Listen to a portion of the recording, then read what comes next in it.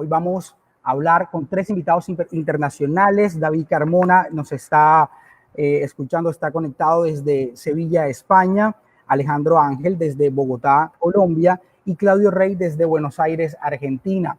Ellos nos van a hablar sobre sus películas que programamos en el ciclo del mes de julio para ver en casa sobre mundo incluyente. Y bueno, antes que nada agradecer al Ministerio de Cultura, Programa Nacional de Concertación Cultural, por su apoyo, y a la Secretaría de Cultura y Patrimonio del Departamento del Atlántico. Este ciclo lo realizamos en alianza, la Fundación Puerto Colombia, con el Festival Internacional de Cine por los Derechos Humanos. Aquí vamos antes a conectar con David Carmona, que es uno de los invitados del Cineforo a la Estación. Bueno, como les estamos diciendo, esta película, Muerte Lenta, el pueblo Vitote acorralado por el mercurio, se desarrolla desde Florencia, Caquetá. Tiene un personaje central que es Diógenes que está cansado de estos daños y quiere mostrarle al mundo lo que está ocurriendo en su comunidad. Está a punto de desaparecer por la minería ilegal. Alejandro Ángel, realizador audiovisual y documentalista, es actualmente productor ejecutivo de Armadillo, New Media and Films y director del Festival de Cine Creative Commons y New Media Bogotá, desde donde coordina los espacios experimentales New Media Lab y Hackathon BR 360. Vamos a darle la bienvenida también a Alejandro, que también nos está acompañando. Y por último tenemos la película especial que se llama Se Puede, la película especial única en el mundo, puesto que es realizada íntegramente por actores con discapacidad, principalmente con síndrome de Down. El filme presenta a través de imágenes cómicas varias historias con efectos típicos del cine mudo, evocando los inicios del celuloide y la comedia clásica. Claudio Rey es su productor, músico, cantante, actor, autor y compositor argentino, y es el director, guionista y productor del cortometraje Se Puede, la película especial, realizada íntegramente por personas con discapacidad, sobre todo con síndrome de Down. Vamos a buscar a Claudio. Bueno, Claudio no está conectado. Si nos está viendo, invitamos a que se desconecte, ingrese nuevamente a la aplicación para poder seguir conversando con nuestros realizadores. Y bueno, ya aquí me voy a conectar con nuestros invitados del día de hoy, que definitivamente están desde hace rato, y agradezco la espera por conectarse con nosotros. David, Alejandro, buenas noches y gracias por hacer parte de esta programación y compartir sus trabajos audiovisuales con la audiencia del municipio de Puerto Colombia y bueno, hoy desde el mundo, porque ya definitivamente estamos conectados en la aldea global, como se dice ahora por lo general. Carlos, gracias por la invitación. Para mí es un placer estar conectado con Puerto Colombia, así sea desde la distancia y desde lo virtual, pero una gran alegría acompañar en este proceso de cine en casa y de poder seguir conversando un poco alrededor de estas historias que nos unen al fin y al cabo.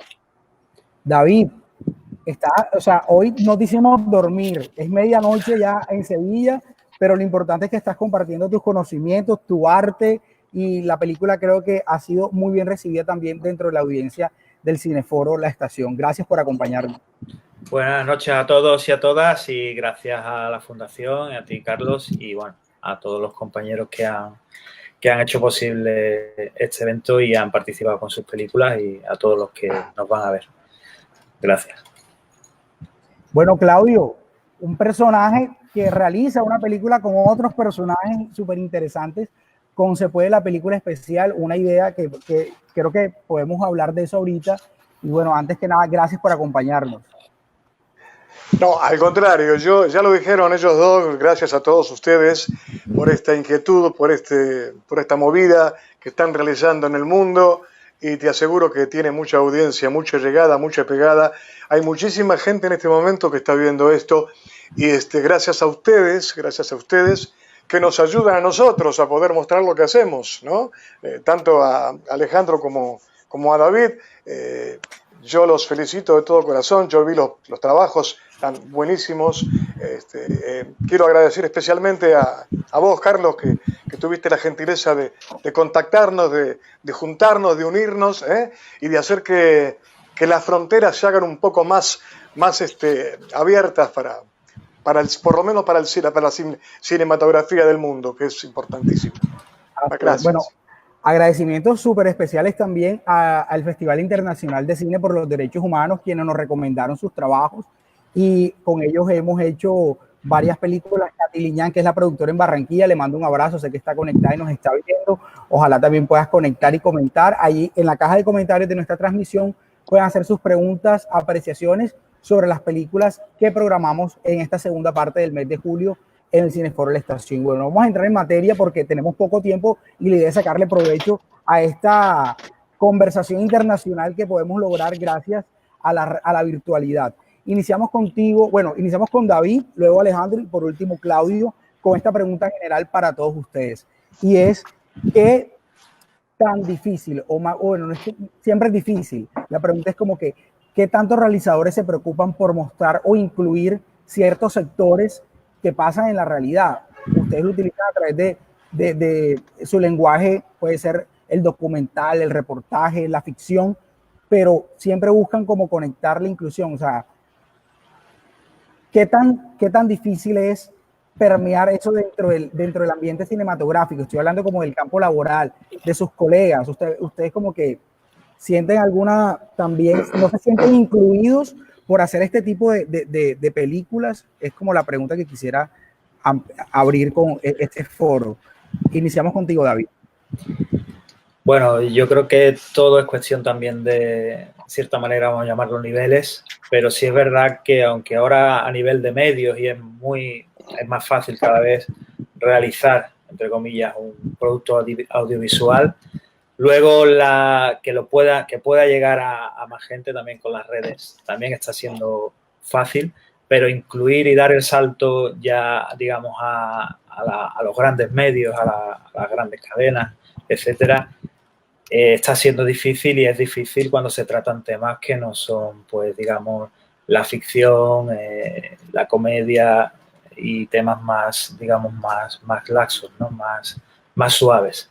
En cuanto tocas temas más reales, entre comillas, y con temas políticos y con temas que incluyen problemáticas más importantes y más de peso, pues se hace un poco más difícil dar el salto y que se vea en todos los medios y que llegue a todas las plataformas. Es más difícil, pues bueno, porque se tratan ese tipo de temas y porque no es tan comercial, o las empresas o los medios no le dan ese empuje que necesitan, y estos temas, y se quedan un poco, pues bueno, ahí, ¿no? Hay que darle un empujón por parte de los productores y de los realizadores y del público en general para que esas películas y esos trabajos se vean y lleguen al mayor número de público posible. Alejandro, en tu caso. Bueno, yo creo, muy interesante la pregunta, Carlos, para empezar. Yo creo que en Colombia hay un caso interesante, y es que, pues, muchos sabrán, el entorno cinematográfico y el entorno audiovisual en Colombia ha tomado una fuerza recientemente. A partir, digamos, del año 2000 siempre se ha hecho como con mucho interés narrativas, pero a partir del año 2000, con la llegada de fondos cinematográficos y otros escenarios, esto se potenció, y en gran medida se potenció en el entorno de lo documental. Si ustedes miran un poco el recorrido que hay y las diversas películas que se estrenan cada año, si bien hay obviamente una búsqueda muy marcada por la ficción, también cada vez hay más fuerza y más fortalezas en los relatos de lo documental. Un ejemplo sencillo, una corporación de acá hago parte que se llama Alados, que es la Corporación Colombiana de Documentalistas, reúnen casi 100 personas que nos dedicamos a contar historias de lo real, de la no ficción, ¿cierto? De ese montón de nombres que ha ido adquiriendo el documental. Y yo creo que eso tiene una razón muy sencilla, y es que Colombia es un país tan plagado de historias, tan ricas, tan robustas, un poco ese típico cliché que también nombramos siempre del realismo mágico, pero es que hay historias tan robustas y poderosas en el entorno real que cómo no contarlas. Eso obviamente aupado y ayudado por las dinámicas de equipos cada vez más accesibles, algunos fondos, no todos los que quisiéramos, pero sí algunos fondos del Estado que permiten crear este tipo de historias, la posibilidad de acceder a escenarios como la televisión pública con el mercado de coproducción de Señal Colombia y otros mercados que hacen algunos canales a nivel regional y local. Yo creo que sumando todo eso, nos permite un poco mostrar que hay un interés, una búsqueda y sobre todo una necesidad. A mí me gusta mucho una frase que se atribuye a Patricio Guzmán, el reconocido documentalista chileno, que dice que un país sin documental es como una familia sin álbum de fotografías. Y cuando escuché esa frase hace, no sé, 15 años o algo así, como dice uno coloquialmente, me rompió la cabeza. O sea, fue como decir, wow. O sea, de verdad que es así. El documental en cierta medida es la memoria, es lo que somos. Y cuando digo el documental, no hablo solo del documental que por fin logra la ansiada proyección en salas, sino hablo de todo tipo de documental, del documental que se hace en las escuelas de cine y comunicación, el del documental que sale en los canales públicos y privados, del documental que en efecto va a cines y festivales. Todo el documental que se hace es parte de la memoria de lo que somos como nación, es parte de lo que nos cuenta y nos contará a futuro, y lo que permitirá que la gente en muchos años pueda acceder y entender, así como hoy vemos los videos de los hermanos Lumière hace 120 y pico de años, y entendemos cómo era y cómo vestía la gente y cómo caminaban y qué tipo de vehículos había, etcétera. Esto que estamos haciendo nosotros hoy en día también es parte de ese escenario de memoria y creo que hay que seguir fortaleciéndolo. ¿Es difícil? Sí, siempre es difícil el entorno creativo, crear contenido de este tipo, los recursos no siempre son los que uno quisiera, pero al fin y al cabo las ganas de contar las historias son tan y tan poderosas que siempre terminamos haciéndolo y espero que eso se mantenga. Lo mío es un poquito diferente a lo de David y a lo de Alejandro, porque es como decirte, meterme en un terreno que es medio tabú, ¿no? En todo el mundo. El tema de la discapacidad de las personas es un tema comprometido, muy comprometido por diferentes factores. A mí me une a este tema una condición muy especial, que es que mi hijo ya tiene 33 años y nació discapacitado con síndrome de Down. Entonces, este sería el leitmotiv, digamos, de todo lo que yo hice en y por la discapacidad en todos estos años, porque hasta ese momento, la verdad, sinceramente, ni sabía que existía. Como mucha gente, no solamente me pasó a mí, hay muchísima gente que tuvo ese mismo sentir, ¿no? Bueno, a raíz de eso fue que comencé a hacer radio, a hacer programas de radio, a hacer programas de televisión, siempre dedicados a la temática de la discapacidad. Hasta que un día se me ocurrió, no sé, pensando así, ¿y por qué no hacer una película, ¿no?, donde yo pueda integrar para que trabajen en el elenco a todas las personas con discapacidad, no a una, a dos, a tres, como habitualmente se venía haciendo. Y bueno, y así fue que junté 17, 18 actores y actrices con diferentes discapacidades. Como vos dijiste, síndrome de Down, hay no videntes, hay hemipléjicos, hay personas que tienen problemas auditivos, hipoacúsicos, hay no videntes, no le dije. Bueno, hay hasta autistas incluso, gente con autismo. Hay diferentes tipos de patologías en la película, son 17, imagínate. Y bueno, lo empezamos a trabajar, a pensar, a realizar. Fuimos logrando gracias al apoyo de las familias de las personas, porque realmente sin ese apoyo incondicional a lo mejor esto no se hubiera podido lograr, ¿viste?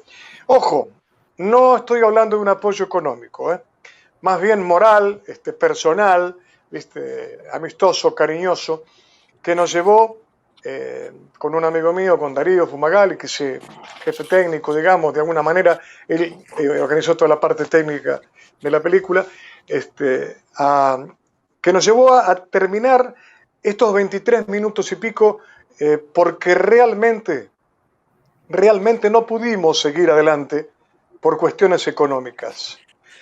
En Argentina es muy caro hacer cine, es carísimo hacer cine. Y es muy difícil ingresar al ambiente cinematográfico. Es muy difícil ingresar. Nosotros intentamos por todos los medios, intentamos llegar a entes reguladores, por ejemplo, como es el INCA, que es el ente regulador de los medios audiovisuales en la República Argentina, intentamos llegar de mil maneras y no tuvimos suerte. No pudimos llegar porque, viste, no se entusiasmaron, no se interesaron por la temática y eso es una, ¿cómo decirte? Una temática, como te dije al principio, media tabú, media especial, ¿no? Que no todo el mundo está predispuesto a recibir o a contemplar o a ver o a escuchar. Entonces, por supuesto que tampoco logramos el apoyo privado para hacer esto y fue por eso que yo me decidí seguir adelante hasta que pude. Bueno, hasta que llegué a los 23 minutos y monedas y segundos, porque ahí se me cortaron los recursos y no pude seguir más. Por eso llegó a ser nada más que un cortometraje. En realidad la película duraba 1 hora y media. Eso es el guión que tengo escrito, ¿no? Y la hicimos con cierta particularidad, porque no fuimos escribiendo así por escribir, ni tirando sketch por sketch. Fíjate que es una película que tiene un montón de sketch unitarios, que tienen principio y fin, 1 minuto y medio, 2 minutos cada uno, que cuentan pequeñas historias relatadas con imágenes. Y tiene un porqué esto, ¿no? Relatada con imágenes, porque mucha gente con discapacidad no tiene lenguaje, por ahí no tiene léxico, y yo traté de evitar, bajo todo punto de vista, demostrar la discapacidad. Yo no quise nunca jamás en la vida de Dios mostrar la discapacidad de las personas, sino todo lo contrario, mostrar la capacidad de esta gente, de estas personas para hacer cosas. Porque siempre sostengo lo mismo, a las personas tenés que darles las herramientas para trabajar, explicarles cómo se manejan y pueden hacer maravillas, ¿sí? En todo orden de la vida. Entonces, fíjate vos que hay 17 y 18 personas con discapacidad que en este momento están trabajando en la cinematografía, cosa que nunca pensaron en su vida y que no se imaginaron. Bueno, gracias a Dios lo pudimos lograr. Tenemos una fe ciega de que este proyecto va a seguir adelante, va a seguir recorriendo el mundo como lo está haciendo y que bueno, se va a dar, en algún momento se va a dar la posibilidad de que, qué sé yo, no sé, por ahí hacemos una coproducción con Colombia, con España, y seguimos adelante proyectando esto que realmente es netamente inclusivo. De ahí que venía la aceptación inmensa y súper agradecida de mi parte hacia ustedes de haber incluido esto en una versión de derechos humanos, porque realmente tiene que ver con los derechos humanos. Es decir, que tiene que ver con el reconocimiento de no tener que andar mostrando a la gente en silla de ruedas, con bastones canadienses, ¿viste? Con anteojos negros. No, no. Es todo lo contrario esto. Estamos mostrando la capacidad que pude lograr, gracias a Dios, con esta gente de hacerlos actuar, de hacerlos actores, actrices, para que conformaran un equipo y se llamara Se Puede. Por eso que la película se llama Se Puede. Porque aunque ustedes no lo crean, pueden hacer diferentes cosas. No todo lo mismo. Yo no soy ingeniero, no soy arquitecto, no soy científico, no soy médico, pero puedo hacer otras cosas como esta película, por ejemplo, ¿no? Como de repente Alejandro, David, que hacen sus cosas maravillosamente bien. Eso no quiere decir que tengan que saber hacer de todo, no.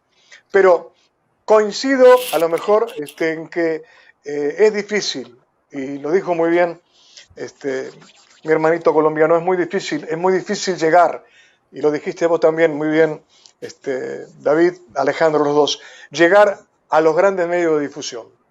Es muy difícil en todas partes, sobre todo cuando no tenés apoyos así económicos estatales, ¿viste? Gubernamentales. Realmente es costosa la cosa. Pero bueno, no perdemos la fe y la esperanza de que vamos a seguir adelante con todas las ganas, porque esta gente merece que se le brinde la atención que necesitan, realmente. Es mi forma de pensar, no sé qué piensan ustedes, no sé. No, yo creo que estamos de acuerdo en muchos puntos de vista que se han manifestado y yo quería, digamos, ya como ahondar dentro de las películas que vimos durante estos últimos 15 días del mes de julio. eh, Quería más que todo como analizar una parte, y es que varias de las películas a mí particularmente me dieron la sensación de que podría haber una segunda parte, una tercera parte, como convertirla en una serie. Eh, eso pudo haber sucedido, por lo menos en el caso de Muerte Lenta. Para mí es una película de terror, la verdad. O sea, a mí me dio, había unos planos tan bonitos, Alejandro, había unas escenas tan espectaculares que yo la película la vi terrorífica, literal, con lo que le está pasando al pueblo Huitoto. Y eso, o sea, no había un plano bien desarrollado que a mí me quitara la convicción. Yo no sé si de pronto eso tú, o sea, a la hora de comunicar el drama que está viviendo esta gente, a pesar de los encuadres, los planos, el desarrollo de la luz y etcétera, etcétera, toda la parte técnica, o sea, es crear esa conciencia. No sé, como que yo quiero que sea una película bonita, pero esto es un drama que está viviendo esta gente. Muy interesante tu apreciación, Carlos. Bueno, como primera medida, destacar de lo que tú dices de la posibilidad de que estos proyectos tengan como más ramas o más espacios. Cabe destacar que Muerte Lenta es justamente un proyecto transmedial. De pronto algunos vieron directamente el corto, pero yo en un rato puedo dejarlo por ahí por el Facebook para que a quien le genere curiosidad puede ir y explorar el proyecto completo. Es una plataforma digital en la que el cortometraje es uno de los componentes. Ese fue un proyecto en el que realizamos, en este caso desde Revista Semana, y ese proyecto tenía varias ramificaciones. Una de ellas era el corto, un corto de 11 minutos, en el que en efecto se muestra la historia de uno de los personajes, en este caso Diógenes, que era el personaje que nos guió, fue nuestro guía dentro de ese recorrido en el Amazonas colombiano hace ya un par de años. Estábamos José Guarnizo, que es el periodista investigador, estaba yo realizando todo el componente más audiovisual, sonoro, fotográfico y demás, y estaba un profesor, el profesor Octavio, que nos acompañaba desde la Universidad del Amazonas. Éramos 4 personas en ese recorrido, y entonces lo que decidimos fue contar la historia desde varios frentes, desde varios acercamientos. Uno, la historia que ustedes vieron de Diógenes, que es este cortometraje de 11 minutos, pero en paralelo había una crónica de largo aliento, una crónica de 40.000 caracteres, una crónica bastante extensa que escribió José Guarnizo, que es el inicio del proyecto, y de paso, en paralelo, uno entra a la página y puede conocer, por un lado, desde cosas tan técnicas como cuáles son los peces que más guardan en sí, digámoslo así, el mercurio con el que buscan estos minerales preciosos, hasta un diccionario Huitoto en el que desde el punto de vista interactivo yo puedo clicar y me sale el sonido de Diógenes diciendo cómo se nombran muchas de las palabras que salen en la crónica. Entonces lo que tratamos de hacer con este producto fue generar un escenario en el que realmente este problema que está ocurriendo en Los Monos, en Berlín del Amazonas y en Puerto Sábalo, la gente lo conociera.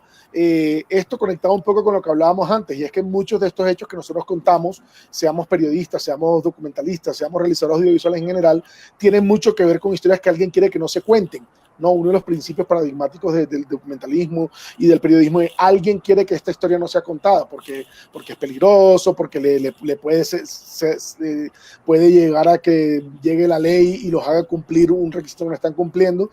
Y en este caso, en Los Monos, como anécdota, Diógenes, un día estábamos empezando a grabar y yo estaba con él dentro de una de las escenas que hay en el cortometraje. Estaba él pescando, o intentando pescar más bien, y él cumplía años. Y entonces estábamos con él, una sobrinita de él, la sobrinita le dice: ay tío, tu cumpleaños hoy. Lo felicitó, yo aprovecho, yo estoy con la cámara y estoy grabando y le digo: Diógenes, felicitaciones. Y él me dice: gracias Alejo. Yo le digo en broma: que Diógenes, ¿qué quieres que de cumpleaños, de regalo? Y me dice: mi regalo es que tú y José estén aquí en el Amazonas, porque el hecho de que ustedes estén acá significa que alguien nos va a por fin ver, porque nunca había venido nadie acá a Los Monos. Está tan retirado de Florencia, que es la ciudad más cercana, que nunca había ido un periodista, un fotógrafo. Entonces nadie conocía cómo se veían Los Monos. De hecho, de ahí es donde surge la intención o la idea de hacer esa sección dentro de la plataforma web que se llama La Cotidianidad, para mostrarle un poco a esa gente que leía la crónica o que veía el cortometraje cómo se veían Los Monos, además de lo que ya veían en esos dos formatos. Y es que uno puede navegar en 360 grados, porque en cierta medida, si yo no conozco como espectador un contexto, es es menos factible que yo realmente conecte con esa historia. Y esta historia es una historia que tenía que ser contada. Todavía no ha pasado nada, han pasado 2 años y los monos, los Huitoto Murui, que son esta etnia, sigue siendo asesinada. Es una etnia que ha sido virtualmente aniquilada en menos de 2 siglos. Hace 2 siglos eran 200.000 habitantes en toda la zona del Amazonas, en el Caquetá, Florencia y demás, y ahora hoy en día el último censo de hace 5 años quedan menos de 6.000 indígenas huitotos, es decir, prácticamente aniquilados.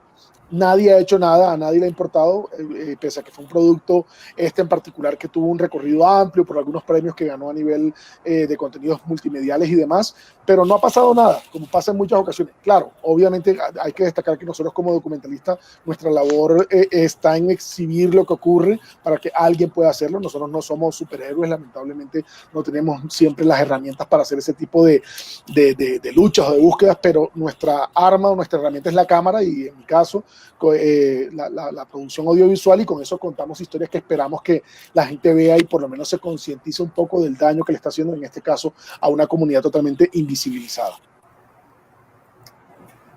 Excelente, no, la verdad es que, bueno, Claudio parece que tuvo otra vez problemas, aquí está, ya, espérense ahí, mientras lo conectamos nuevamente, porque esto como que automáticamente saca a la persona si no está bien, digamos, enlazada. Aquí estamos con Claudio nuevamente. Ahí, eso. Bueno, David, yo tenía una duda y es ¿cómo llegan ustedes a la vida de Hawkman o de Ockman? Que prácticamente él hace como un recorrido de su drama como refugiado en España. ¿Cómo llega ese material audiovisual a la vida de ustedes como realizadores audiovisuales en España? Y cuentan esta historia.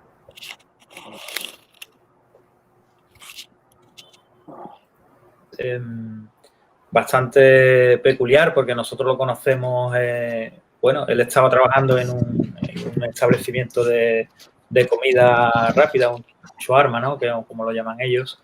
Y lo conocimos allí, pues bueno, de cliente y él nos servía la comida, ¿no?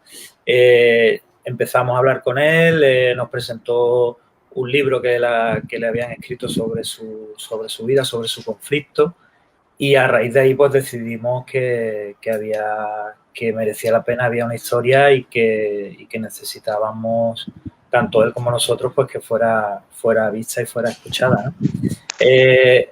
Pasa un poco como la historia de Alejandro, ¿no? La historia del personaje de Hawkman, pues va por un lado y tiene un final esperanzador, pero luego normalmente las historias de los pueblos, las historias en este caso de los colectivos, pues continúan, y el conflicto kurdo continúa hoy en día todavía y se mantiene.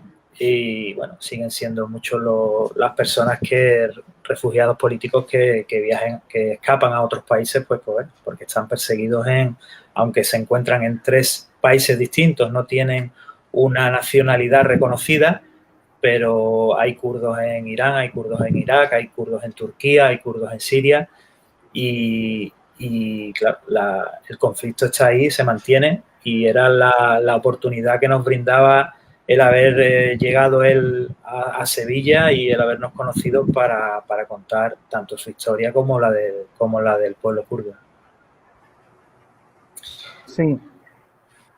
Quería hacer un énfasis, y es que la película muestra también como un inicio y también como un opening a la vida después de, ¿cierto? Ustedes no han tratado de pronto ya en la vida como de realizador seguir buscando, investigando temas relacionados con esto, sobre todo que también la película fue como muy mediática, o el caso de él también fue muy mediático a nivel internacional, no solamente en España. El tema de arrojar un zapato a un líder político, eso es una tendencia, es como una manera de protesta. Yo creo que hoy en día se usa mucho esa manera de protestar. De pronto ustedes no han intentado buscar más o sí, como investigar un poco más del caso y hablar más acerca de los refugiados que por alguna otra razón se encuentran desprotegidos en territorios que no son donde nacieron. Sí, Sí, ahí habría otra historia y obviamente la problemática en el Kurdistán continúa y sería otro documental, habría que viajar allí y bueno, han pasado ahora la guerra de Siria y bueno, es otro documental casi totalmente distinto.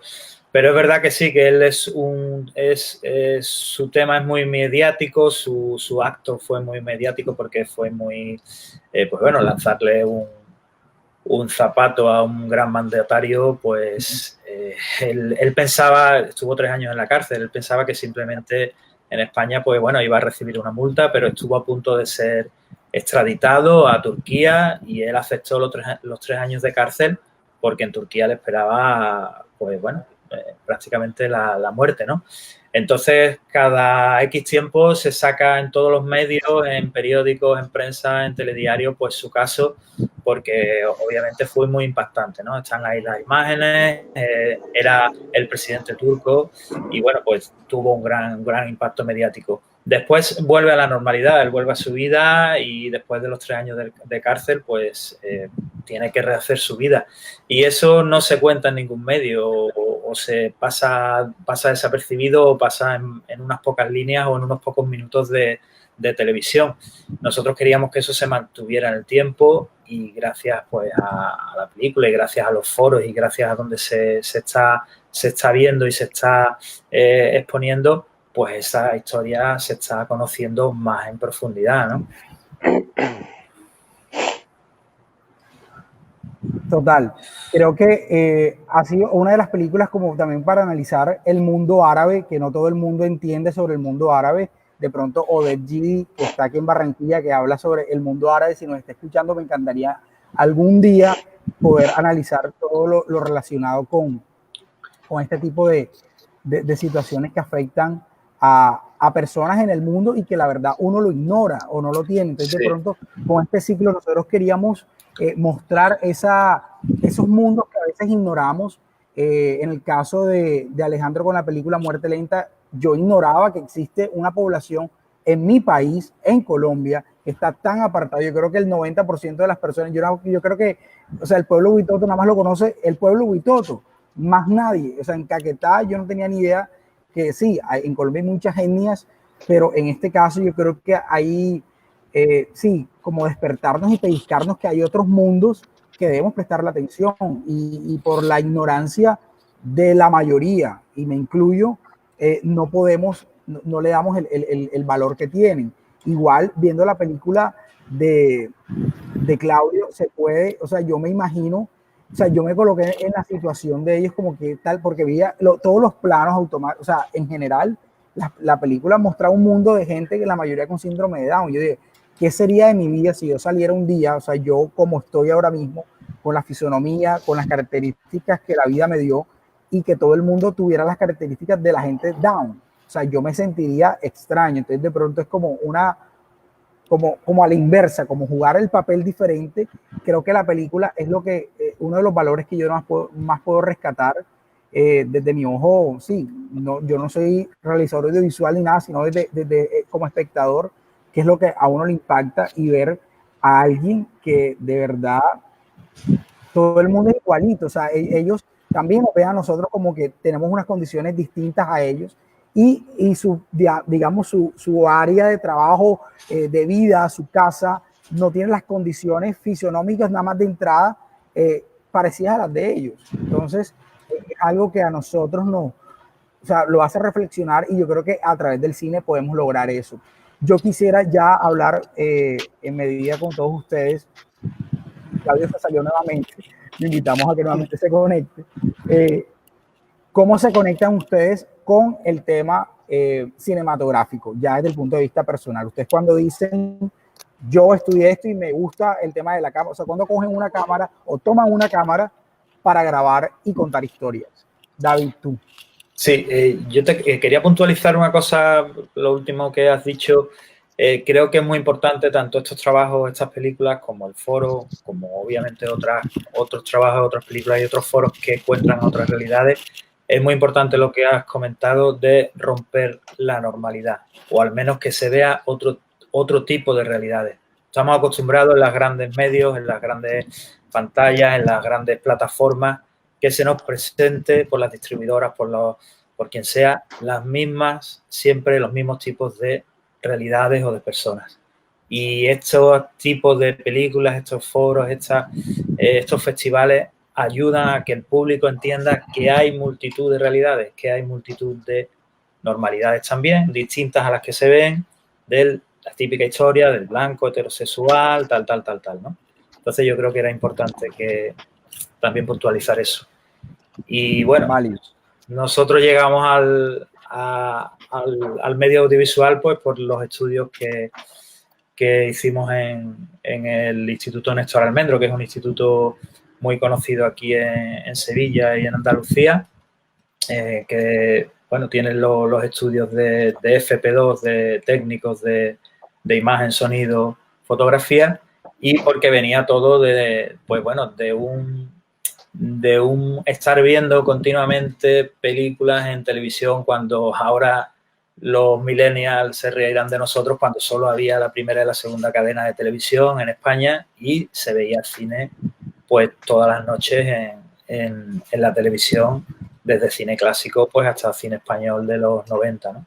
Y a raíz de ahí, pues bueno, te pica el gusanillo y empiezan los estudios y comienzas a andar con cámaras y a intentar contar tus propias historias, ¿no?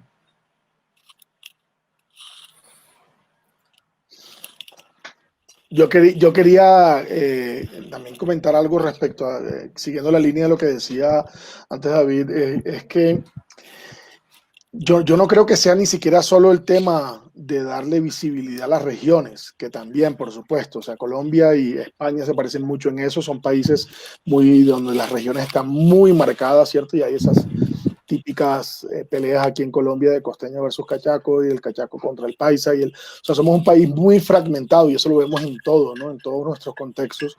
Y yo creo que lo documental es una herramienta súper poderosa, no solo para contarnos desde las regiones, sino para que las regiones se cuenten a sí mismas. Yo en particular hice en estos últimos años Muerte Lenta, que fue hace un par de años y que tiene un componente indígena, y ahora mismo el año pasado lanzamos un corto que se llama Chaquero, que es un corto de ficción, que nunca había hecho ficción, entonces me mandé a hacer ficción con una historia documental, una historia que venía investigándose desde lo documental, y estamos actualmente haciendo ya un largometraje documental que se llama Manos de Luz, que es con parteras afro. Entonces ya habíamos trabajado lo indígena, lo afro en Palenque, o sea, lo afro caribe, ahora lo afro del Pacífico, pero yo soy lo menos afín a cualquiera de esas cosas que acabo de describir, o sea yo soy un hombre blanco con barba, o sea, no me parezco en nada a estas personas que he retratado, y eso es muy evidente en muchos aspectos. O sea, he tratado de hacer mi mejor trabajo, el trabajo más respetuoso cuando he contado estas historias. He tratado de ir antes a los sitios, no siempre se ha podido, como en Muerte Lenta, por ejemplo, que fue un solo rodaje, pero en los otros sitios he tratado de ir a los sitios antes de lograr una empatía, un acercamiento, un conocer y entender, pero nunca voy a lograr conocer y entender a esas etnias porque no hago parte de ellas. Entonces yo sí creo que hay que hacer un llamado que también se fortalezca, porque lo vienen haciendo afortunadamente hace un tiempo, a que las regiones se cuenten a sí mismas, se cuenten desde sus propios escenarios, los indígenas se cuenten sus propias historias, los afros cuenten sus propias historias, los rom, todo ese montón de etnias que nos navegan en este enorme país tan lleno de variedad y diversidad, para que se escuchen más historias y podamos. Y eso implica también quitarle un poco de hierro a todo el tema de lo cinematográfico. Es decir, que tiene que ser perfecto, que tiene que ser con unas cámaras de gran calidad. O sea, yo creo que las historias son historias, al fin y al cabo, y para el espectador es transparente ese tipo de cosas. Para el espectador hay una buena o una mala historia, punto. Él no sabe mucho de cámara, el espectador promedio, digo, ¿no? No sabe mucho de cámara, no sabe de 4K o 2K, etcétera. Entonces es empezar a contar nuestras propias historias desde las regiones. Con respecto a lo que dices, es curioso, yo no estudié cine, yo soy comunicador social y periodista de la Universidad del Norte en Barranquilla. Cuando yo entré a estudiar en el año 99, y ahí saqué la cédula, ¿cierto? Y dije un poco mi edad. Cuando yo entré en el año 99 a estudiar, quería estudiar cine, siempre me llamaba la atención el audiovisual, pero no había en mi región, como ahora que está la Escuela de Cine en la Universidad de Magdalena y demás. Y entonces estudié, fue periodismo, siempre me gustó el audiovisual, siempre en la carrera fui el que se echaba la cámara al hombro, el que editaba en esa época, 2004 editábamos en lineal, perdón, no teníamos Adobe Premiere ni nada de estas herramientas poderosas de hoy en día, sino que editábamos de casetera a casetera, pero siempre me gustó mucho eso, y después cuando ya salí del país a hacer mi maestría y demás, me enfoqué en el tema audiovisual, y de ahí he ido pues explorando entre la docencia, la deformación y formación en esos contenidos, y pues la creación propia de historias casi siempre documentales, como decía, de manera previa, pero ahora inclusive recientemente haciendo este cortometraje en San Basilio de Palenque que apuesta relativamente a la ficción, porque en realidad es un corto que está basado en una investigación documental inicial que en algún momento dado se acabó o mutó a una ficción. Pero creo que al fin y al cabo lo que nos une con David, con cada uno de los realizadores que pasa por este tipo de escenarios, es el interés y las ganas por contar al mundo nuestra visión de ese mismo mundo, ¿no? De contarles un poco qué hay en la cabeza de nosotros cada vez que vemos una historia en la calle, y cómo conectamos con esa historia y cómo permitimos que otros conecten con esos mundos que creamos a partir de nuestras historias. Pero quiero comentarles que estamos muy contentos con el proceso del Cineforo La Estación. Ha sido un ejercicio bastante interesante conectarnos con gente de todas partes del mundo, gente que presta su cinematografía, que presta sus trabajos para socializarlos y compartirlos para ver en casa. Y recuerden que pueden ver este trabajo nuevamente, de los trabajos que estamos hablando, de Claudio, de David y de Alejandro, en www.fundacionpuertocolombia.org, y ven ahí el ciclo Mundo Incluyente. Ya está Claudio nuevamente con nosotros, aquí enlazado. Estamos esperando que se conecte. Bueno, listo, Claudio. Ahí estamos en el aire. Bueno. Exacto. Mira, ¿Cómo te metes en la película cómo te metes en la película? ¿O cómo llega el cine a tu vida? Vos mismo lo dijiste al principio, ¿no? Tengo diferentes actividades artísticas, por llamarlas así de alguna manera. Soy músico, cantante, sonidista, iluminador, bueno, operador, camarógrafo, un montón de cosas, siempre relacionadas al espectáculo, ¿no? Y te digo, tengo una afinidad muy especial con los colombianos, muy especial, y tengo un amor, un cariño inmenso con los colombianos, porque yo trabajé mucho tiempo con colombianos. Vos a lo mejor sos una persona joven, y esos chicos también, pero por ahí en una de esas escucharon hablar de un señor llamado Elí Toro Álvarez, ¿sí? Elí Toro Álvarez fue el creador del Cuarteto Imperial. Fue un cuarteto de cumbia, uno de los primeros cuartetos de cumbia que vino al país, a la Argentina, a mi país, ¿no? Cuando se disolvió ese conjunto, yo me quedé trabajando, haciendo música colombiana, con dos integrantes del Cuarteto Imperial, que son Octavio Acosta Arias y Juan de Dios Acosta Arias, los hermanos, ¿no?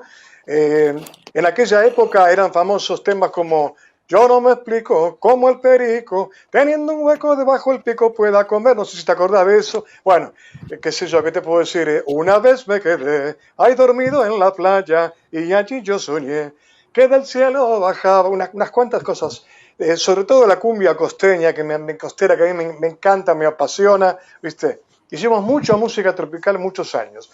Entonces trabajé mucho con gente colombiana, los amo. Para mí ha sido gente maravillosa, lo sigue siendo, por supuesto.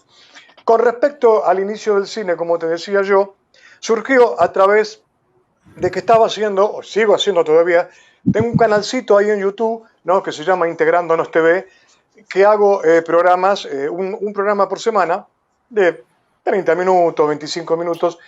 Lo había empezado a hacer dedicado exclusivamente a la discapacidad, después comencé a mechar otro tipo de temas, ¿no? Temas de actualidad, pero no políticos, sino más bien relatando hechos, acontecimientos que ocurren en el interior de la República Argentina, que los grandes medios de difusión no transmiten. Bueno, dije, ¿por qué no hacer una película con todas personas con discapacidad? Fue ahí que nació la idea de esta película, que en un principio se llamaba Locos Lindos. Mira vos, Locos Lindos se llamaba, y son personajes lindos, realmente. La persona con discapacidad es una persona linda. Y, viste, tiene esas cositas así que medias locas. Digo, uy, Locos Lindos es el título.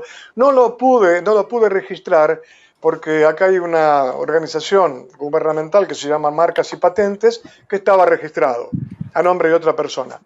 Entonces, le tuve que poner "se puede", porque dije, es cierto, se puede. ¿Por qué no? Se puede, lo pueden hacer, se puede. Le quiero demostrar al mundo que se puede. Entonces, a raíz de eso, surgió la temática, el contenido y la técnica de la película. Fue filmada con una camarita elemental, muy elemental a propósito. ¿Por qué? Porque yo particularmente quería darle el tinte viejo, realmente viejo del celuloide, a pesar de que la escenografía no es de época, sino que es toda actual. No importaba eso, pero sí el tinte, la imagen, la primera visión. Después de eso, blanco y negro, que no es muy común tampoco hacer cine en blanco y negro, hoy común. Bueno, la otra condición que tiene esta película que se me ocurrió es que es muda. Porque como te decía anteriormente, no todas las personas con discapacidad tienen un buen lenguaje. Para evitar ese problema fue que yo escribí todos sketches cómicos. La película tiene un corte netamente cómico, una comedia cómica, donde el espectador se ríe, se sonríe, ojalá que se ría a las carcajadas, ¿no? Pero se sonríe con la acción, con la actitud y con el personaje, pero no con la persona. Tuve mucho cuidado de ese detalle, que la gente no se ría de la persona, sino de la acción, de la actitud. Después, ¿por qué muda? ¿Y por qué? Porque la persona que tiene problemas auditivos, hipoacusia, se puede enterar directamente de lo que pasa porque está viendo la imagen. La imagen es lo gracioso de la película, ¿sí? El hecho, lo que acontece, el acontecimiento. El no vidente va a estar sentado en la platea al lado de la persona que no escucha con un teléfono, un celular, donde en YouTube va a encontrar la audiodescripción de la película como si fuera un libro parlante. Pone se puede, audiodescripción, se pone los auriculares como tenemos ahora, los audífonos como tenemos nosotros ahora, y hay una locutora que le va relatando como si fuera un libro parlante la película, es decir, lo que pasa en la pantalla. Además, escucha los sonidos ambientales, porque la película tiene sonido ambiente y un colchón de fondo, un leitmotiv de una musiquita de fondo, ¿no? Bueno, entonces, cámara semirápida, onda, por decirte una cosa así, Chaplin 2020, ¿no? Para que tengas una idea. Bueno, vos ya más o menos la conoces. Y esa era la idea, justamente, de mostrar, ¿no? Que con pocas cosas se pueden hacer muchas cosas. Imagínate vos si yo hubiera tenido una producción atrás, una productora, una empresa cinematográfica, no sé, con 3, 4 camiones de exteriores, con todas las luces, con todos los decorados, con toda la escenografía, con maquillaje, con vestuario. Bueno, hubiera hecho, no sé, un peliculón, la verdad es esa. Pero bueno, no pude, no me dio el cuero, viste como se dice habitualmente, para hacer tanto, y tampoco obtuve el apoyo de quienes realmente deberían haber colaborado con esta película de alguna manera, porque es una inclusión absoluta a la sociedad de las personas con discapacidad. Te reitero, yo no estoy mostrando la discapacidad de las personas, al contrario, estoy mostrando la capacidad, en este caso actoral, la capacidad actoral que han tenido estas personas para hacer esta película, ¿sí? La colaboración infinita de la familia, de los padres, de los familiares, de los tíos, abuelos, todos venían, viste, a los lugares de filmación, son casi todos exteriores, muy poco interior, porque indudablemente las locaciones aquí en la Argentina son muy caras, te cobran una fortuna, viste.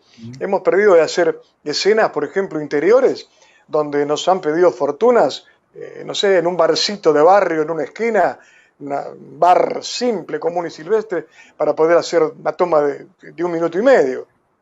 Entonces, bueno, eso fue lo que me llevó a hacer esta película y por lo que voy a seguir luchando, realmente, Carlos, porque sinceramente todavía no, es como, a mí me parece que todavía no empezó el tema que está comenzando, por eso es que pedimos el apoyo de alguna forma internacional de la difusión de esto. Fíjate que no estamos persiguiendo una finalidad comercial.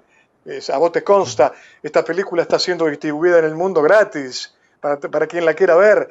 Yo lo que necesito es de que la gente así, entre comillas, se entere de que hay personas con ciertos problemas físicos, mentales o lo que sea, que pueden hacer cosas. ¿Por qué separarlos? ¿Por qué discriminarlos? ¿Por qué postergarlos? ¿Por qué tenerlos ahí arrinconados y regarlos todos los días como una plantita para que crezcan? No, al contrario. Hay que darles las herramientas para que justamente laburen y se den cuenta de que son útiles a la sociedad. ¿Me explico? Entonces, sí. Por eso es que necesitamos el apoyo yo quisiera, ojalá fuese así, ¿no? En mi país, de instituciones gubernamentales para que nos den un gran apoyo. No sé, los grandes medios de televisión, de difusión, que realmente no nos han colaborado nada, porque sinceramente no pudimos llegar, ¿viste? Siempre hay barreras, palos en la rueda que no te permiten avanzar. Y bueno, y la seguimos peleando. Por eso que esto te lo agradezco de todo corazón, infinitamente, porque me dejás que le diga al mundo que el día que yo me muera les va a quedar una prueba evidente de que hay personas con discapacidad que pueden hacer cosas que nadie cree que pueden hacer. Y de verdad las pueden hacer. Como trabajar en cinematografía, lo dije anteriormente. Tantas cosas pueden hacer, tantas cosas. ¿Viste? Bueno, esa es mi meta. ¿Por qué? Porque yo lo vivo en carne propia. Yo tengo un hijo discapacitado que día a día va saliendo de pozos, va avanzando, va progresando, se va interiorizando. Yo también, por supuesto, lo voy incentivando. La gente que lo rodea también, las hermanas también. Y vemos todos los días, que ya tiene 33 años, no es ninguna criatura, ¿no? Pero aunque te parezca mentira, él sigue aprendiendo porque indudablemente tiene esa dificultad, digamos, ¿cómo explicártelo? Madurativa, por llamarlo así, para resolver problemas, pero los va resolviendo porque hay gente que lo va ayudando. Bueno, en este caso también, esta gente necesita que se las ayude. No hay vuelta de hoja. No hay nada que pague esto, ¿me entendés lo que te quiero decir? Es una cosa como decirle, no sé, le doy un sándwich al mendigo que está tirado en la esquina muerto de frío ahora, no sé, allá en la Antártida, Argentina, bajo la nieve, qué sé yo, por decirte algo. ¿Entendés lo que te quiero decir? Entonces, es una cuestión humanitaria. Por eso, gracias a los derechos humanos de Colombia, que permitieron que esto se lleve a cabo, gracias a ustedes que le ponen este énfasis a todo esto y estas ganas de laburar fuerte, con fuerza, para que todos nosotros podamos mostrar cosas que pueden llegar a conmover al mundo. A mí me conmovió muchísimo el tema del río contaminado. Me conmovió muchísimo el tema del hombre que estuvo escapándole a la justicia porque no le daban la oportunidad de ser hombre, de ser persona, de ser vivo, a la gente que se muere intoxicada, cosas que no pueden existir, ¿me entendés? Bueno, el mundo tiene que saberlo eso. ¿A través de quién lo sabe? A través de nosotros que dejamos la vida, dejamos las horas, dejamos el sueño, dejamos de comer para hacer este tipo de trabajo. Que a veces no reditúa, pero no importa. El mundo no somos nosotros cuatro, el mundo es mucha gente que tiene que saber cosas que no sabe. Y si estamos nosotros para eso y se las podemos enseñar, bendito sea Dios. Bendito sea Dios que nos dio esa facultad o esas condiciones para poder explicarles al mundo qué es lo que pasa realmente y por qué hay que preocuparse, ¿sí? Más que por una, qué sé yo, más que por una ruta o de repente por una papelera o no sé, o cualquier cosa así. ¿Me entendés lo que te quiero decir? Es una cuestión... Por banalidades que no le aportan nada a la vida. Banalidades, claro. Sí. Esto es una cuestión de vida, exactamente. Claro. Así es. Bueno, llevamos una hora de transmisión y yo quiero ya como ir concretando este encuentro porque yo quiero comunicarles que tenemos un invitado que está ahora mismo, son las 2:00 de la mañana, ¿dónde está?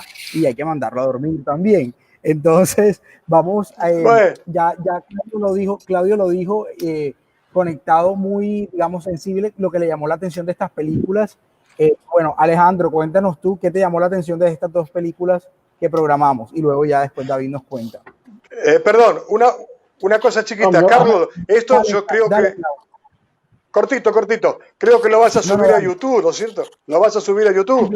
Esto ¿sí? Va a quedar subido en nuestro Facebook de la Fundación Puerto Colombia. Lo puedes ver automáticamente. Porque yo lo voy a desparramar por todo el mundo, por supuesto. Eso, dale. Sí, mándalo. Manda y haz la bulla. No hay problema. Tal cual. Carlos, no, yo creo que algo interesante de estas dos películas y en general lo que he visto en años previos en el Festival de Cine por los Derechos Humanos aquí en Colombia, pues y también sus otras versiones en otros países, es que permiten justamente lo que hemos ido hablando a lo largo de esta charla, y es que permiten darle voz a aquellos que no la tienen. Da igual si, como decía yo, se cuentan ellos mismos o los contamos otros, pero permiten darle voz. Entonces a mí algo que me destacó de las historias de David y de Claudio es justamente que, afín a la etiqueta que se está usando de mundo incluyente, es permitir mostrarle a esos múltiples espectadores que pueden tener estos contenidos, tanto en el entorno digital como en los festivales, que los seres humanos no somos blancos o negros, que los seres humanos somos una fantástica escala de grises enorme, en la que para ser entendidos tenemos que entender también al otro. Somos seres humanos, claro. A mí que me importa que vos empezar a escuchar al otro. A mí que me importa que estés en silla de ruedas si podés escribir a máquina. Vení que tengo laburo para vos. Escribí a máquina o escribí con la computadora. Lo va a poder hacer, Bender. Somos seres humanos, cada uno con las capacidades de cada uno. Eso es indudable.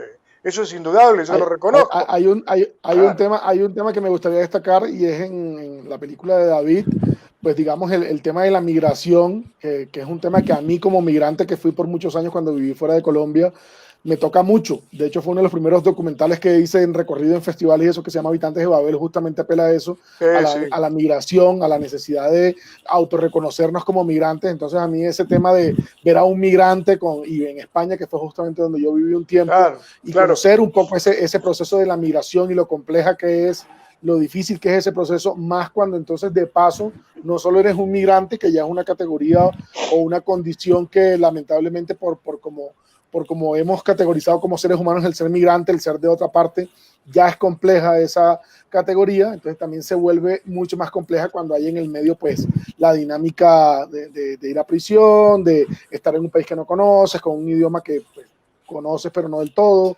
Entonces yo creo que destacaría de estas dos obras la posibilidad de darle a conocer al mundo lo fuerte que es ser distinto. Distinto muy entre comillas ese concepto, ¿no? Y cómo deberíamos empezar a dejar de pensar que el otro que no se parece a mí es distinto. Sí, evidentemente dentro de la lógica más obvia, claro que es distinto, pero al fin y al cabo todos somos seres humanos, todos somos personas, y personas con filias, con fobias, con odios, con quereres, con gustos, ¿cierto?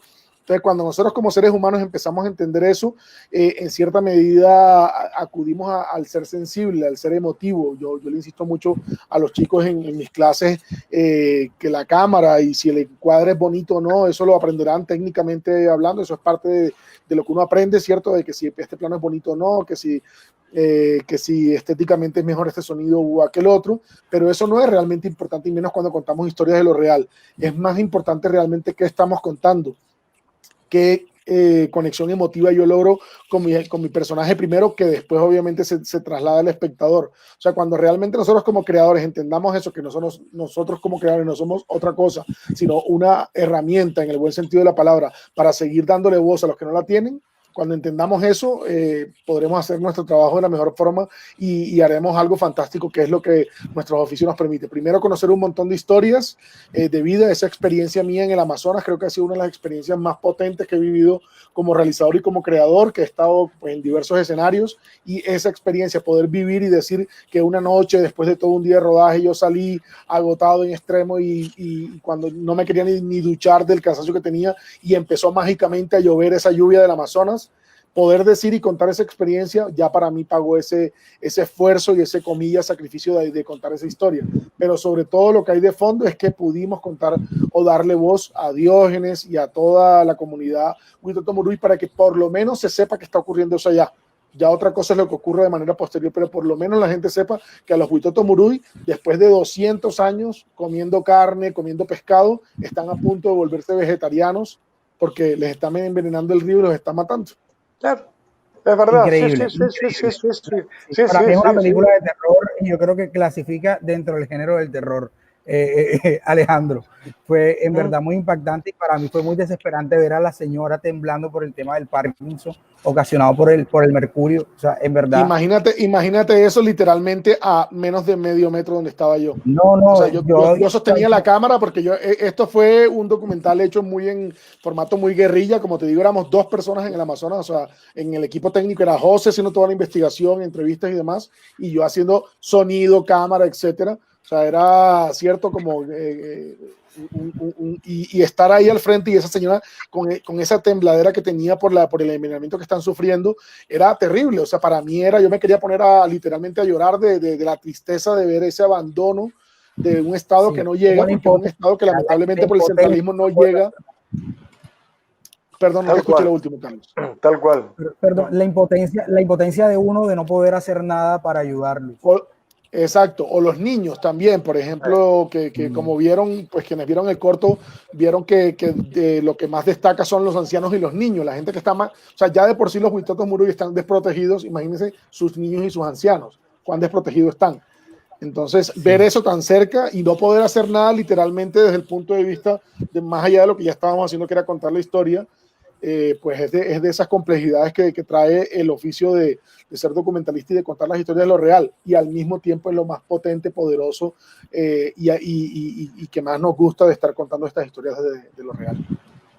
Exacto. Bueno, David, ¿qué te llamó la atención de estas 2 películas? Yo creo que independientemente del tema que hemos hablado, de la ruptura de la normalidad, en concreto la película de Alejandro es impactante y creo que viene al caso de lo que estamos viviendo en estos días y te llama la atención poderosamente y se te queda grabado que haya una población, que haya un grupo de personas que está en peligro de extinción.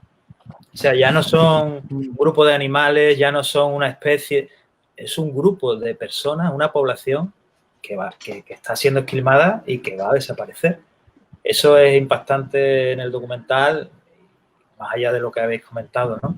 Eso yo creo que es lo que más me llama la atención, ¿no? Aparte de la historia y aparte de todo lo demás, ¿no? Y cómo está grabada y lo que ha comentado Alejandro, ¿no? De romper la comodidad, el estatus personal y físico de viajar allí a un sitio inhóspito para una persona que no está acostumbrada a ese paraje, a ese lugar, y tirarte allí unos días grabando y sufriendo el trabajo duro y lo que están viviendo esas personas, ¿no? Y en cuanto a la película de Claudio, pues aparte del tema de la inclusión, la estética, muy importante, el blanco y negro, yo creo que es muy importante también presentar a todos los espectadores, darle la oportunidad a todo el mundo a que vea otro tipo de formatos. O sea, que investiguen, que se pregunten por qué es en blanco y negro esa película, por qué se ha rodado de esa manera, el ritmo que tiene, porque estamos acostumbrados y hay personas que ven una película en blanco y negro y cambian de canal o pasan a otra película en una plataforma porque no está grabada en 4K en color y Dolby Surround. Entonces eso es muy importante cinematográficamente. Mucha razón. De que eduquemos también, de que esto vale para educar al público y que igual que el esfuerzo que hemos puesto nosotros en estos trabajos, el espectador y la espectadora en una buena historia, en una buena película, siempre va a conllevar un esfuerzo por parte del otro lado de la pantalla. Y eso es fundamental porque si no, esa historia seguramente, esa película, aunque suene feo decirlo, no vale la pena tu tiempo. Exactamente. Gracias, muchas gracias. Excelente. Bueno, mira, aquí hay una pregunta que creo que es general para todos y dice, se ve una relación estrecha en los 3 proyectos en cuanto a la identificación del público con el producto, pero no es tan visible en el momento de la realización como nos contaba Claudio en su experiencia tratando de conseguir recursos. ¿qué ideas se podría implementar para que las personas se sientan identificadas y apoyen la realización de estos proyectos? En otras palabras, yo creo que cómo hacer para que la película que el realizador haga sea atractiva comercialmente desde su experiencia, y cómo hacer también para que entidades gubernamentales o privadas apoyen este tipo de cine. Yo te puedo dar perdón, dale, Claudio. Dale, Claudio. No, dale. No, te quería dar la vaga idea que se me ocurre que podría pasar en Argentina, ¿no? A lo sumo, en el caso de mi película específicamente, el apoyo que podría llegar a recibir en este caso yo sería de que, suponete, por ejemplo, el Ministerio de Cultura, el Ministerio de Educación, ¿qué te puedo decir? Incluso hasta el Ministerio de Trabajo, de repente lugares así, ¿no? Que tengan que ver con las relaciones humanas, me puedan llegar a contratar la película para exhibirla en lugares específicos, en escuelas especiales, por ejemplo, de educación especial, en escuelas de educación, entre comillas, normal, común, o en cualquier otro tipo de evento, ¿no? Bueno, con cierta remuneración, porque yo no sé, me parece que se cortó.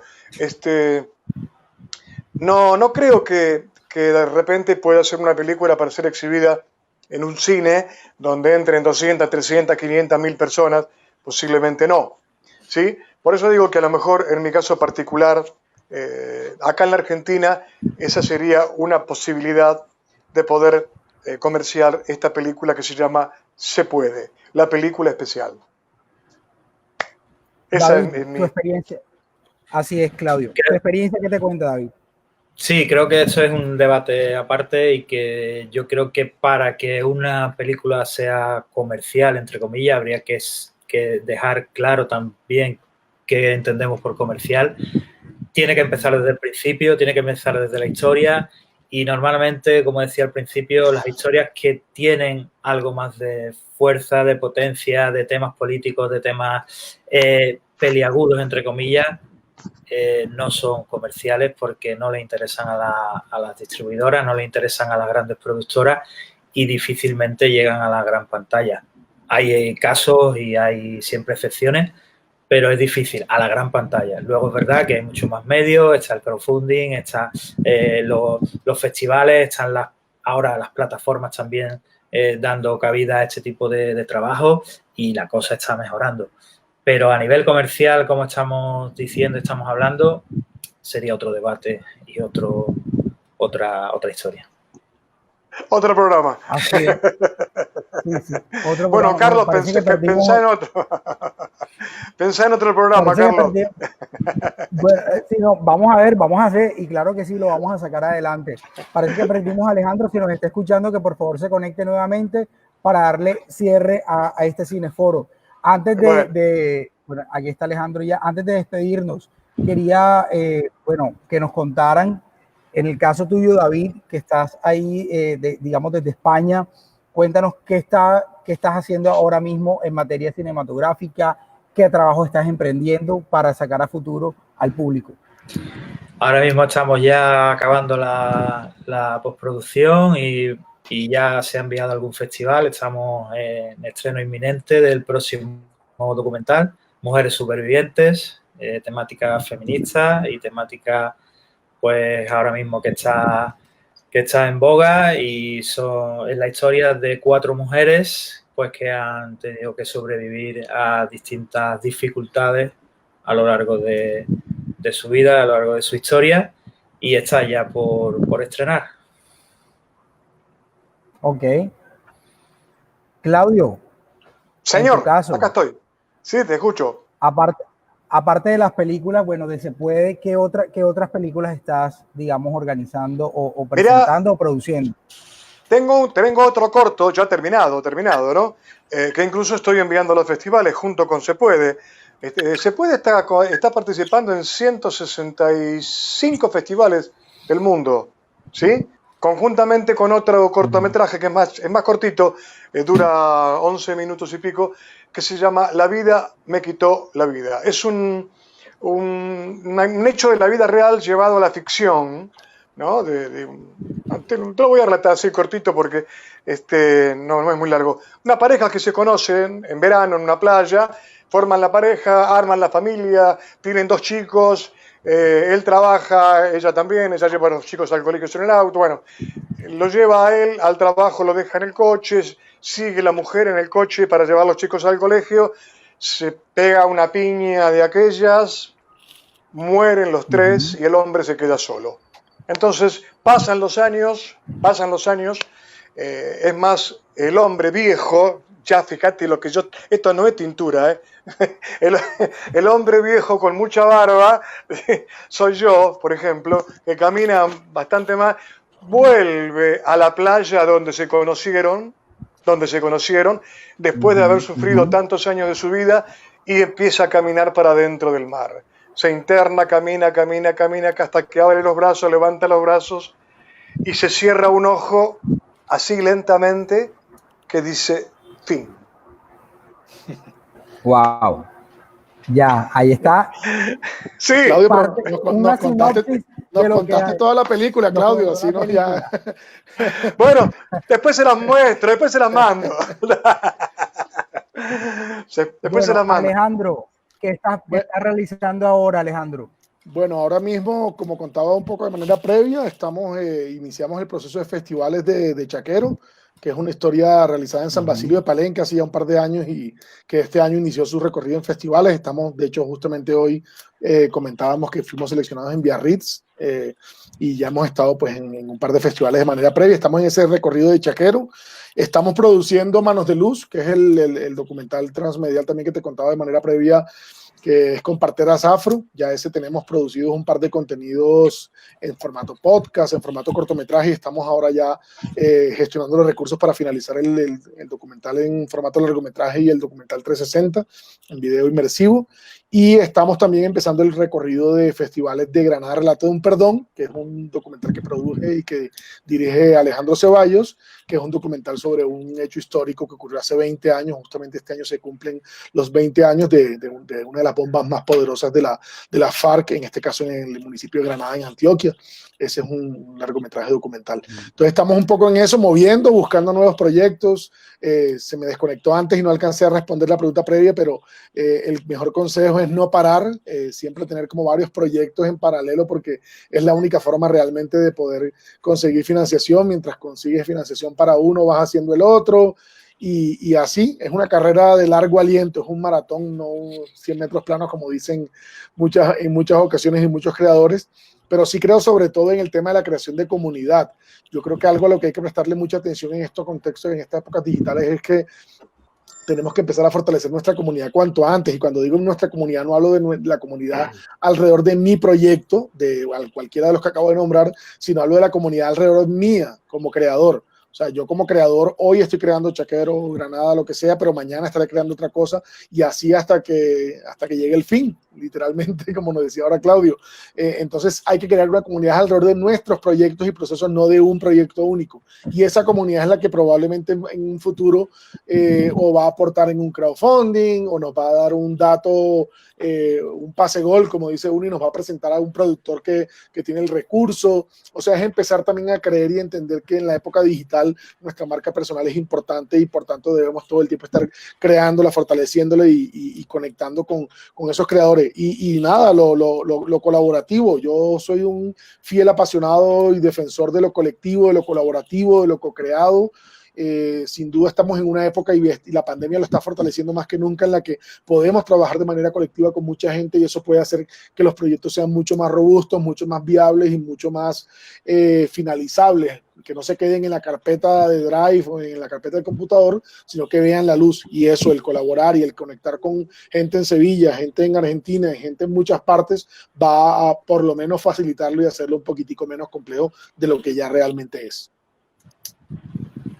Bueno, de esta manera damos ya finalizado a nuestro Cineforo. En verdad estoy muy agradecido en nombre de la Fundación Puerto Colombia y el Festival Internacional de Cine por los Derechos Humanos de prestarnos, facilitarnos, compartir con todo nuestro público las películas que realizaron. A toda la audiencia, gracias por estar ahí conectados, por sus comentarios. Si tienen más dudas, quieren repetir la película, los invito a que visiten nuevamente www.fundacionpuertocolombia.org. Ahí están por un tiempo más las películas para que visiten también las redes de nuestros realizadores. David, que tiene una empresa que tiene varias producciones también que llaman poderosamente la atención. Esperamos contar con él a futuro. Alejandro también con todas sus películas. Alejandro es, mejor dicho, de la casa. Una de sus películas también la pasamos aquí hace mucho tiempo en Puerto Colombia, en nuestro cineforo. Y bueno, Claudio, bienvenido. Y ya tu conexión con la música andina, pero bueno, costeña, entonada por gente del interior del país. Creo que es interesante. Perdóname, yo me voy a ir dejándote un recuerdo muy cortito. Eso que dice: los 100 años de Macondo sueñan en el aire. Por los años de Gabriel trompetas lo anuncian. Encadenado Macondo sueña don José Arcadio, y ante él la vida pasa haciendo remolinos de recuerdos. ¿Te acordás de eso? Sí. Los 100 años de Macondo. Pero perfecto. Oye, Claudio, tienes que venir y tienes que participar en los festivales de música que también hacemos aquí en Barranquilla. Dale, avísame que yo voy, avísame que yo voy, no hay problema, dale. Sí. Claudio es el propio que hace cine, baila, canta, el showman completo. Guitarra, teclado. En Barranquilla diríamos el propio cambajero, que se apunta a todo. Sí, tal cual. Gracias. Ha sido un gustazo enorme haberlos conocido, haber platicado con ustedes. Gracias por todo. Un beso grande. Ay, perdimos. Gracias, también, Carlos, Claudio, por la invitación, y a todos los que se conectaron también gracias por las preguntas, comentarios. David, Claudio, un placer enorme. Seguimos en contacto y gracias por el espacio y por la invitación para las películas. Gracias a todas igualmente. Mucho ánimo con los trabajos. Gracias. Bueno, de esta manera finalizamos nuestro Cineforo La Estación para ver en casa. A todos nuestros invitados, gracias por estar conectados con nosotros, y a todos ustedes, nuestro público, que siempre nos apoya en estas transmisiones en vivo desde el Facebook Live de la Fundación Puerto Colombia. Nos vemos el próximo mes con un nuevo ciclo, y recuerden que esta es la nueva forma de hacer arte y de conectarnos durante la pandemia y hacerle vencimiento al COVID-19. Buenas noches y que descansen.